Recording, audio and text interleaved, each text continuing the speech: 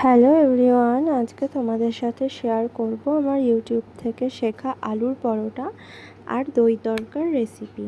চলো শুরু করা যাক। প্রথমে আলুগুলো 4 টুকরো করে কেটে ভালো করে ধুয়ে সিদ্ধ করে নেব। তারপরে আমরা আটাটাকে মেখে নেব, যেমন রুটি করার জন্য মাখি সেরকমভাবে। তারপর পেঁয়াজ, লঙ্কা, রসুন আর আদা ছোট ছোট টুকরো করে কেটে নেব। আর 5 ফোড়ন ড্রাই রোস্ট করে নেব, করে গুঁড়িয়ে নেব। তারপর আলুগুলো খোসা ছাড়িয়ে সুন্দর করে এভাবে স্ম্যাশ করে নেব, যাতে কোনো দানা ভাব না থাকে। এই যে 5 ফোড়ন গুঁড়ো করে নিয়েছি, আর লাগবে জিরে আর ধনে গুঁড়ো। তারপর কড়াইতে অল্প সর্ষের তেল দিয়ে আমরা পেঁয়াজের টুকরোগুলো দিয়ে ভালো করে একটু লাল লাল করে ভেজে নেব।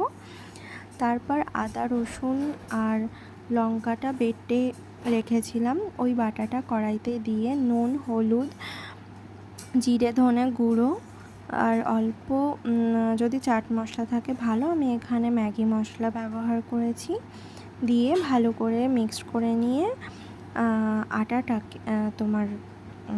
আলুর স্ম্যাশটাকে দিয়ে ভালো করে পুরটা বানিয়ে নিতে হবে। তারপর লাস্টে আমরা 5 ফোড়নের গুঁড়োটা দিয়ে ভালো করে মিক্সড করে নেব। তারপর আটাটা এরকম লেচি লেচি করে গোল গোল করে নিয়েছি। তার মধ্যে আমরা পুর দিয়েছি, আলুর পুরটা এভাবে দিয়ে বেলে নিয়েছি। বেলে নিয়ে আমরা সেঁকে নেব তেলে। আমি প্রথমে সেঁকে তারপর অল্প অল্প তেল দিয়ে সেঁকেছি, পুরো ঝাঁকা তেলে ভাজিনি। এই দেখো এরকম দেখতে হয়েছে।